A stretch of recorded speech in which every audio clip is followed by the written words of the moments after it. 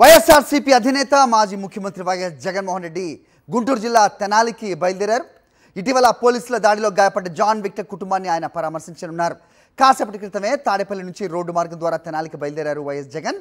ఐతానగర్ చేరుకుని John Victor కుటుంబాన్ని పరామర్శిస్తారు. అనంతరం మధ్యాహ్నం 12 గంటలకు తిరిగి తాడేపల్లి చేరుకుంటారు. ఇద్దరు దళిత యువకులు, ఒక మైనార్టీ యువకుడిని తెనాలి ఐతానగర్లో పోలీసులు బహిరంగంగా హింసించిన వీడియో గత నెల 25న వెలుగులోకి వచ్చింది. ఇది దేశవ్యాప్తంగా వైరల్ అయింది. ఈ వీడియో సోషల్ మీడియాలో కొత్తగా పెద్ద ఎత్తున వైరల్ కావడంతో తీవ్ర సంచలనమే రేకెత్తించింది. పోలీసుల రాక్షస ప్రవృత్తిని అన్ని వర్గాల వాళ్ళు కూడా తీవ్రంగా ఖండిస్తున్నారు. అయితే పోలీసులు చట్టాన్ని బహిరంగంగా చేతిలోకి తీసుకుని ముగ్గురు యువకుల్ని రాక్షసంగా హింసించిన ఘటనపై చర్యలు తీసుకోకపోగా రాష్ట్ర హోంమంత్రి పోలీసులనే సమర్థించడం తీవ్ర చర్చనీయాంశంగా మారింది. వైఎస్ఆర్సీపీ అధినేత వైఎస్ జగన్మోహన్ రెడ్డి గుంటూరు జిల్లా తెనాలికి బయలుదేరి వెళ్లారు. ఇటీవల పోలీసుల దాడిలో గాయపడ్డ జాన్ విక్టర్ కుటుంబాన్ని పరామర్శించనున్నారు. ఆయన కాసేపటి క్రితమే తాడేపల్లి నుంచి రోడ్డు మార్గాన తెనాలికి బయలుదేరారు. ఐతానగర్ చేరుకుని జాన్ విక్టర్ కుటుంబాన్ని పరామర్శిస్తారు. అనంతరం మధ్యాహ్నం తిరిగి ఇంటికి వెళ్తారు, తాడేపల్లి చేరుకుంటారు. ఇద్దరు దళిత యువకులు, ఒక మైనార్టీ యువకుడిని తెనాలి ఐతానగర్లో పోలీసులు బహిరంగంగా హింసించిన వీడియో గత నెల 25న వెలుగులోకి వచ్చింది. ఈ వీడియో సోషల్ మీడియాలో వైరల్ కావడంతో తీవ్ర సంచలనం రేకెత్తించింది. పోలీసుల రాక్షస ప్రవృత్తిని అన్ని వర్గాల వాళ్ళు కూడా తీవ్రంగా ఖండిస్తున్నారు. అయితే పోలీసుల చట్టాన్ని బహిరంగంగా చేతిలోకి తీసుకుని ముగ్గురు యువకుల్ని ఇలా రాక్షసంగా హింసించిన ఘటనపై చర్యలు తీసుకోకపోగా రాష్ట్ర హోంమంత్రి పోలీసుల్ని సమర్థించడం ఇప్పుడు తీవ్ర చర్చనీయాంశంగా మారింది.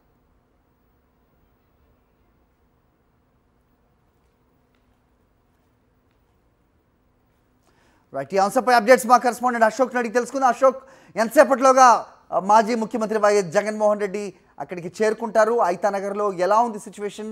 ఆ ముగ్గురు యువకుల పరిస్థితి ఎలా ఉంది? వాళ్ళు నడవడానికి కూడా ఇబ్బంది పడుతున్నట్టుగా కూడా వార్తలు వచ్చిన నేపథ్యం కూడా చూసాం. సో ప్రస్తుతం పోలీసుల దాష్టికం అంతా కూడా సోషల్ మీడియాలో వైరల్ అవుతున్న నేపథ్యం. వైఎస్ జగన్మోహన్ రెడ్డి ఎంతసేపట్లో అక్కడికి చేరుకుంటారు? ఏంటి మీ దగ్గర ఇన్పుట్స్? ఖచ్చితంగా ఇప్పటికే తాడేపల్లి నుంచి వైఎస్ జగన్మోహన్ రెడ్డి బయలుదేరారు. రోడ్డు మార్గం బయలుదేరి తెనాలి ఐతానగర్కు 11-15 కల్లా చేరుకుంటారు.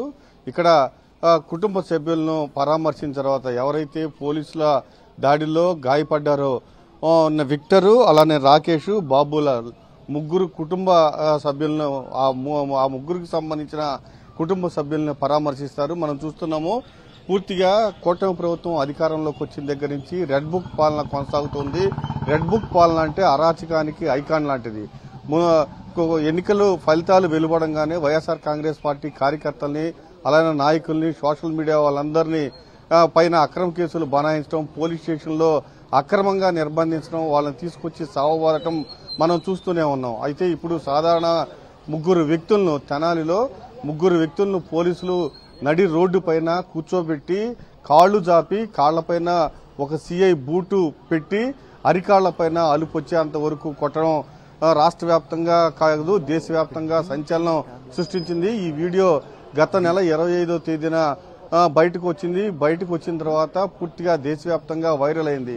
ఎంత అరాచకమైన పాలన మేము ఎక్కడా చూడలేనని రాష్ట్ర ప్రజలంతా చెబుతూ ఉన్నారు. అయితే మొదటి నుంచి రెడ్ బుక్ పాలన అంటే ప్రజలను వేధించడమే పనిగా పెట్టుకున్నారు. ఇప్పుడు ఆ ముగ్గురు యువకులు ఎవరైతే ఉన్నారో విక్టరు, రాకేష్, బాబులాల్, ఆ ముగ్గురు యువకుల్ని చావబారటం పోలీసులే నడి రోడ్డు పైన కూర్చోబెట్టి చావబారటం దేశవ్యాప్తంగా సంచలనం సృష్టించింది. అయితే ప్రజాస్వామ్యవాదులు చెప్పండి హరి.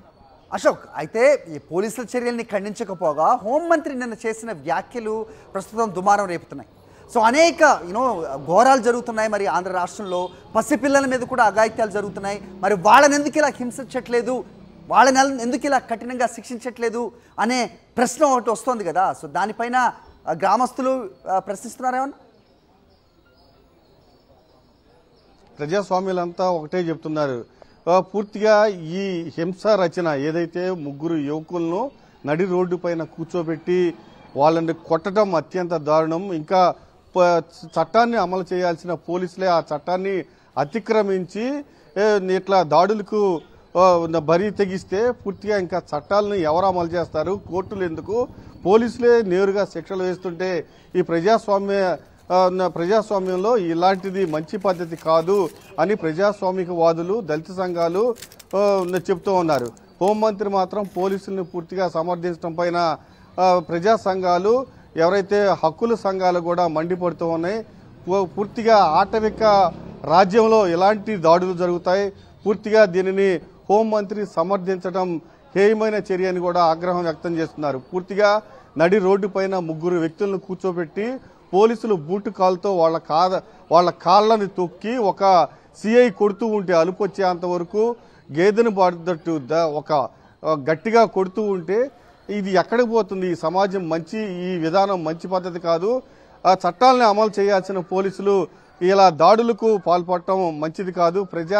ప్రజల హక్కులను ఈ ప్రభుత్వం కాలరాస్తుందని కూడా ఆగ్రహం వ్యక్తం చేస్తున్నారు. దీంతో పాటుగా ఈ చర్యను సమర్థించిన హోంమంత్రి పైన కూడా ఆగ్రహం వ్యక్తం చేస్తూ ఉన్నారు. హరి అశోక్, అయితే వీళ్ళు కానిస్టేబుల్ పై దాడికి ప్రయత్నించారు అనే ఒక అభూత కల్పన, ఒక అబద్ధపు స్టోరీని కూడా తెరపైకి తీసుకొచ్చిన వైనం కూడా మనం చూస్తున్నాం. నిజంగా అలాంటిది ఏదైనా జరిగినా ఏ రకంగా పోలీసులు వ్యవహరించాలి అనేది రూల్స్ బుక్ ప్రకారం ఉంటుంది. కానీ ఈ రకంగా యువకుల్ని ఆ రకంగా హింసించడం అనేది నిజంగా అమానుషం అనే ప్రతి ఒక్కళ్ళు అభిప్రాయపడుతున్న పరిస్థితి కనిపిస్తోంది. ఏ రకంగా ఉంది అక్కడ వాతావరణం? మరి కాసేపట్లోనే వైఎస్ జగన్మోహన్ రెడ్డి కూడా అక్కడికి చేరుకోబోతున్న నేపథ్యం కూడా చూస్తున్నాం. పూర్తిగా తెనాలిలో పోలీసులు ప్రజా హక్కులను కాలరాశారు. పూర్తిగా ఆ వీడియో చూసిన వారంతా పోలీసుల పైన ఆగ్రహం వ్యక్తం చేస్తున్నారు. చట్టాలను అమలు చేయాల్సిన పోలీసులే ఈ రకంగా వ్యవహరించడం అత్యంత దారుణం.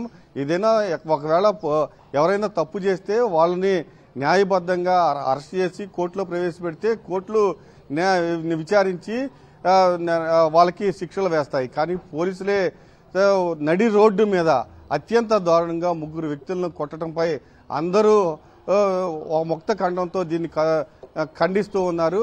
పూర్తిగా ప్రజాస్వామ్యంలో ప్రజల హక్కులను పోలీసులే కాలరాస్తే ఎవరు కాపాడతారని కూడా ఆగ్రహం వ్యక్తం చేస్తున్నారు. పోలీసులే శిక్షిస్తే ఇంకా కోర్టులు ఎందుకని కూడా ప్రశ్నిస్తూ ఉన్నారు. అయితే 11:15కి ఖచ్చితంగా వైఎస్ జగన్మోహన్ రెడ్డి ఇక్కడికి చేరుకుంటారు. ఇప్పటికే పెద్ద ఎత్తున వైఎస్ఆర్ కాంగ్రెస్ పార్టీ కార్యకర్తలు కూడా తరలి వస్తున్నారు. ప్రజాస్వామ్య వాదులు కూడా తరలి వస్తున్నారు. దళిత సంఘాలు కూడా తరలి వస్తున్నారు. దాదాపు ఈ వారం నుంచి వీళ్ళంతా పోలీసులు చేసిన ఈ దాష్టికానికి ఇప్పటికే ముక్త ఖండంతో ఖండించారు. కరెక్ట్గా 11:15 వైఎస్ జగన్మోహన్ రెడ్డి తెనాలిలోని ఐతానగర్కు చేరుకునే అవకాశం చాలా స్పష్టంగా కనిపిస్తూ ఉంది. హరి రైట్.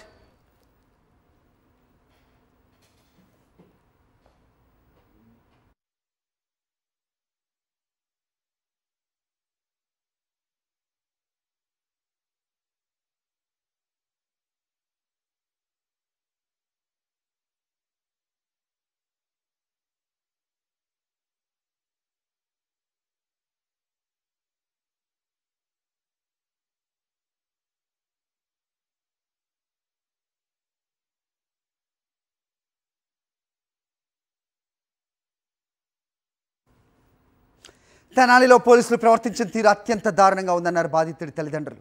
పోలీసులు ఇంత రాక్షసత్వంగా వ్యవహరిస్తారని ఊహించలేదన్నారు. అరెస్ట్ చేస్తే చట్టపరంగా యాక్షన్ తీసుకోవాలి, కానీ ఇలా పబ్లిక్గా 3rd డిగ్రీ చేస్తారా అంటూ ప్రశ్నిస్తున్నారు. వీడియో వైరల్ అయినాక మాకు తెలిసింది. అది చూసి మేము చెల్లించిపోయాం. ఇంత దారుణంగా పోలీసులు ఇంత రాక్షసత్వంగా కొడతారని మేము అనుకోవాలి. ఏదైనా అరెస్ట్ చేస్తే మామూలు పోలీస్ స్టేషన్లో దాన్ని చట్టపరంగా చేస్తారు, కానీ పబ్లిక్ ప్లేస్లో తీసుకొచ్చి ఈ రకంగా కొడతారని మేము అనుకోవాలి. 3 రోజులు చిత్రహింసలు పెట్టారు. ఇది మాకు కనీసం స్టేషన్కి వెళ్తే మా మిస్సెస్ని కూడా చూడండి. 3 రోజులు కూడా తీసుకెళ్ళి పబ్లిక్ ప్లేసుల్లో కొట్టారు. అది ఒక రోజల్లా నైటల్లా పెట్టేసి పోలీస్ క్వార్టర్స్ వెనక మళ్ళీ పాడుపడ్డాయండి, వాటిలో పెట్టేశారు నైట్. కనీసం వాళ్ళకి తిండి కూడా పెట్టకుండా అక్కడ పెట్టేసి కొట్టేశారు. ఇప్పుడు మా వాడికి కాల్లో రాడ్ ఉంది, చేతిలో రాడ్ ఉంది, దేనికి పనికి రానట్టు కొట్టేశారు. ఇప్పుడు మా పరిస్థితి ఏంటి? మాకు వచ్చిన కుర్రోడు, మా ఒక్కడే కుర్రోడు, ఒక పిల్లోడు, మాకు ఒక పాప. మేము సమాజంలో తల ఎత్తుకొని ఎట్లా తిరగాలి? ఈ వజాన్ చేశారు. మరి ఆ వీడియో కూడా మళ్ళీ వాళ్ళే రిలీజ్ చేసుకున్నారు. అన్న నేనేం చేయలేదు కదన్నా, అన్న నన్ను వదిలేయండి అన్న, నేను అసలు ఏం చేయలేదు కదా, మీ మీదకి నేనేం రాలేదు కన్నా అంటే, కాదు నా కొడుకు ఐతానగర్ వాళ్ళనే మేము ఇచ్చేస్తాంరా, ఎందుకురా మీరు ఎట్ట బయటకు వస్తారో చూస్తాంరా, మీ బాబు వాళ్ళం కూడా ఇచ్చేస్తాం మేము అని రకరకాలుగా మాట్లాడి దుర్భషలాడి కాళ్ళతో, సీఏ అయితే కాళ్ళతో కొట్టి ఇచ్చేసాడంట. సరే రెండో రోజు మళ్ళీ వెళ్ళాం. నైట్ మమ్మల్ని ఏదైనా పెట్టడానికి డబ్బులు అడిగారు. డబ్బులు అడిగితే ఇస్తే కనీసం వాళ్ళకి ఏం పెట్టలేదంట. మేము వెళ్ళి టిఫిన్ అవి తీసుకెళ్తే అవి కూడా ఇవ్వలేదంట. వాళ్ళే తిన్నారు. వాళ్ళే తినేసి పిల్లడికి అసలు ఏమి ఇవ్వలేదంట. సరే రెండో రోజు మళ్ళీ ఇక్కడ సెంటర్కి తీసుకెళ్ళి సచిన్ సమాధి దగ్గర తీసుకెళ్ళి కొట్టేశారంట. అది మాకు తెలియదు, అసలు ఇలా జరిగిందని కూడా తెలియదు. ఆడ కొట్టి దండం పెడుతున్నాడుగా, కాల్లో చేతిలో రాడ్డు ఉంది కదా, మరి ఆ రకంగా క్రూరంగా కొట్టారు. అదే వాళ్ళ బిడ్డలను అయితే కొడతారా? ఇంకా అధికారులను తీసుకొచ్చి కొడతారా? అట్ట మా బిడ్డలను ఎందుకు చేశారు అట్లా? మేమంటే ఎందుకు పనికిరాల వాళ్ళనా, దళితులోనా? మా మీద ఇంత యాక్షన్ తీసుకొని ఇంత చేయడానికి అసలు ఏనాడు మా అబ్బాయి గంజాయి కేసులు అసలు ఏమీ లేవు. ఓర్నే కొట్టుకునే ఫ్రెండ్స్తో ఉండదు తప్పితే అసలు ఏ కేసుల్లో గంజాయి కేసులని, రౌడీ షీటర్లని అసలు ఏమీ లేవు. అసలు ఇక్కడ ఉన్నట్లు మా అబ్బాయి హైదరాబాద్లో ఉంటున్నాడు 5 సంవత్సరాలు మట్టి. ఈ వాయిదా కోసమే వచ్చాడు మా అబ్బాయి. వాయిదా వచ్చి అంత ముందు రోజే ఫ్రెండ్ పుట్టినరోజు అంటే అక్కడికి పోయాడు. తప్పు చేశారు, తీసుకెళ్ళి స్టేషన్లో పెట్టి మీరు చేయాల్సింది చేయండి. అంతేకాని నడివీధిలో తీసుకొచ్చి కొట్టే హక్కు ఎవరిచ్చారు మీకు? ఎవరు ఇవ్వలేదు కదా. కనీసం పేరెంట్స్కి ఏం జరిగిందో చెప్పకోకుండా మీ ఇష్టానుసారంగా చేశారంటే అది మీరు ఏదో మనసులో పెట్టుకునే చేశారు. అది కావాలనే మా బిడ్డల్ని ఇట్లా రోడ్లకు పాలు చేయాలి, వాళ్ళకి మానసికంగా ఇది చేసేయాలి, పిల్లల్ని అసలు దేనికి పనికి రాకుండా చేశారు.